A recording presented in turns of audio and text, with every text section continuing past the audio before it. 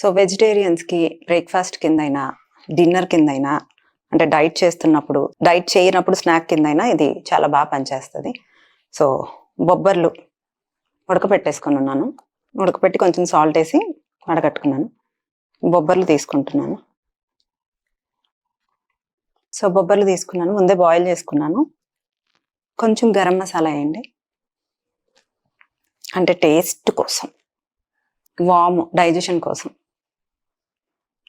Already salt ఉంది దీంట్లో, so ఎంత సాల్ట్ తక్కువ తింటే అంత మంచిది. సో ఒక పించ్ వేస్తున్నాను చిల్లీ పౌడర్, కొంచెం కలర్ రావడానికి కొంచెం పసుపు వేసుకున్నాను. సో దీన్ని ముందు కొంచెం మెత్తగా పిసకాలి. ఎప్పుడైనా అంటే మనం బొబ్బర్లు కానీ శనగలు కానీ నల్ల శనగలు కానీ ఏవైనా తింటున్నప్పుడు గ్యాస్ట్రిక్ ఇష్యూ వస్తూ ఉంటుంది. సో అందుకనే కొంచెం మెత్తగా, బాగా మెత్తగా ఉడికిచ్చి కొంచెం మెత్తగా చేసుకొని అంటే క్రష్ చేసుకొని తింటే కొంచెం అరుగుదలలో కొంచెం ఈజీ అయిపోయి గ్యాస్ట్రిక్ ఇష్యూ 50% తగ్గుతుంది. ఇంకా శనగలు ఇట్లాంటివి యూజ్ చేస్తున్నప్పుడు మిక్సీ వేసేసుకొని కనుక మీరు కర్రీస్లో యూజ్ చేసుకుంటే అసలు గ్యాస్ట్రిక్ ఇష్యూ రాదు. మీరు ట్రై చేసి చూడండి. సో కొంచెం శనగపిండి వేస్తాను, లెమన్ పిండి, ఎక్కువ నీళ్లు పట్టదు, కొంచెమే. ఆయిల్ వేసుకోకపోయినా ఏం కాదు, బట్ నేను ఒక్క టీ స్పూన్ వేస్తున్నాను. కొంచెం లెమన్ తక్కువైంది, లెమన్ పిండుతాను. సో ఇప్పుడు దీన్ని ఎయిర్ ఫ్రైయర్లో పెట్టేద్దాం. సో ఎయిర్ ఫ్రైయర్లో వేసేద్దాం, అంటే మనం విడివిడిగా వేసేయాలి. సో ఒక 10 minutes పెట్టేద్దాం.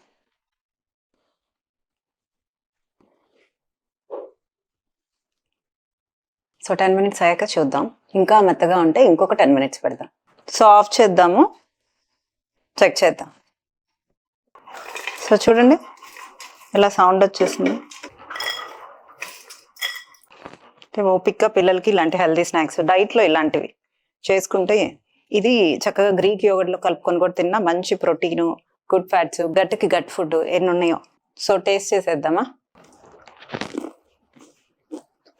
ఆ క్రంచీ లుక్, వామ్ స్మెల్ అయితే బాగా తెలుస్తుంది. వామ్ స్కిప్ చేయాలనుకుంటే స్కిప్ చేయొచ్చు. ఎంత బాగుందో ఎప్పుడు చెప్పాడు అలాగా. సో ఇలాంటి హెల్దీ స్నాక్స్ తీసుకోవడం వల్ల చాలా బెనిఫిషియల్. సో ఎప్పుడైనా స్నాక్ ఐటమ్ కింద టీతో పాటు కానీ కాఫీతో పాటు కానీ మెయిన్గా బ్లాక్ కాఫీతో పాటు కానీ స్నాక్గా తీసుకోవచ్చు, అండ్ బ్రేక్ఫాస్ట్ కింద తీసుకోవచ్చు. సో దీంతో పాటు గ్రీక్ యోగర్ట్ మిక్స్ చేసుకొని తినండి.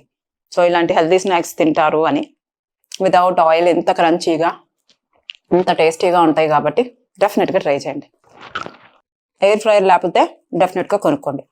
కొంచెం ఎయిర్ ఫ్రై చేయటం వల్ల మనకు నష్టమే ఉండదు.